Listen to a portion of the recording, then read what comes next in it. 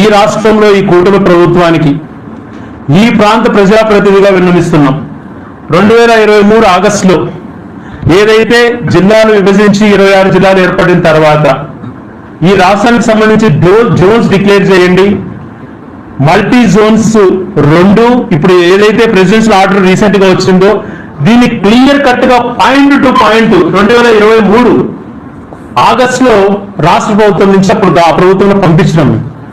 అంటే ఏ రకంగా Jones divide అయిన తర్వాత జిల్లాకు సంబంధించిన బదిలీల విషయాలలో కానీ, ఎంప్లాయ్మెంట్ విషయంలో కానీ, తగు అడ్మినిస్ట్రేషన్ నిర్ణయాలలో కానీ రాష్ట్రానికి ఈ కొత్త జిల్లాలకు పూర్తి ఇది వచ్చే విధంగా ఈ ప్రెసిడెన్షియల్ ఆర్డర్ కోసం పంపించడం జరిగింది. గతంలో డిలే చేసి రీసెంట్ గా ప్రెసిడెన్షియల్ ఆర్డర్ ఇచ్చారు.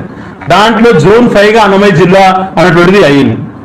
ప్రెసిడెన్షియల్ ఆర్డర్ కూడా వచ్చింది. పూర్తిగా జిల్లా అన్నటువంటిది మనకు అన్ని రకాలలో పూర్తి ఇదైపోయింది. ఇటువంటి సమయంలో మళ్ళా విభజన చేయడం ఎందుకు, మళ్ళీ తిరిగి ప్రెసిడెన్షియల్ ఆర్డర్కి పోవడం ఎన్ని కూడా ఎందుకు అని చెప్పి ప్రభుత్వం నిర్ణయిస్తున్నారు. ఎందుకు మేఘాల పైన ఈ జిల్లాను విడదీయాలన్నటువంటి నిర్ణయానికి ఎందుకు వస్తున్నారు, ఎందుకు వచ్చారు? ఇప్పుడు ప్రెసిడెన్షియల్ ఆర్డర్ కూడా వచ్చింది. భవిష్యత్తులో కోర్ట్స్ తొందరగా నిర్మించుకోవచ్చు. స్థానికత ఏంది, జిల్లాకు సంబంధించినటువంటి పూర్తి పవర్స్ గతంలో ఏదైతే మనం కలలు కంటున్నామో ఒక జిల్లా కేంద్రానికి ఏదైతే ఉండాలో అన్ని రావడంతో పాటు పూర్తి స్థాయిలో జిల్లాను గుర్తించబడ్డది. ప్రెసిడెన్షియల్ ఆర్డర్ కూడా వచ్చింది. దయచేసి ఇంకా దీని గురించి పోవద్దండి, మీ ఆలోచన విరమింపజేసుకోండి. యాజ్ ఇట్ ఈజ్ గా పార్లమెంటు జిల్లా కేంద్రం ఏదైతే చేశారో దాన్ని కొనసాగించండి. ఉత్పత్తిగా వైసీపీ ఏదో చేస్తానని మాట్లాడారు కదా, వస్తే ఎందుకు వస్తుంది ప్రెసిడెన్షియల్ ఆర్డర్? ఈరోజు గెజిట్ రిలీజ్ చేశారు ఐడెంటిఫై చేస్తూ. తిరిగి మీరు మార్చుకోవచ్చు అన్నట్టు మీకు ఉండొచ్చు, కానీ ఎందుకు దాని జోలికి వెళ్ళటము? ఇప్పుడు ఉన్నటువంటి భౌగోళిక పరిస్థితుల్లో ఉన్నటువంటి ఇప్పుడు ఏర్పడినటువంటి జిల్లా కేంద్రాన్ని ఇలాగే కొనసాగించమని మరొకసారి డిమాండ్ చేస్తున్నాను. ఇదేదో వేగ్గా నేను మాట్లాడట్లేదు.